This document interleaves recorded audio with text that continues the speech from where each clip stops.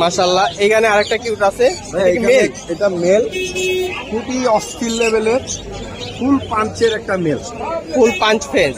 ফুল punch. মাশাআল্লাহ মাশাআল্লাহ, সাইজটা দেখ। এটা তো মনে হয় ফুল অ্যাডাল্ট নাকি ভাই? 11 মাস বয়স। 11 মাস বয়স। প্রাইস কিরকম চাচ্ছেন? ভাই এইটা যদি নেন 17,500।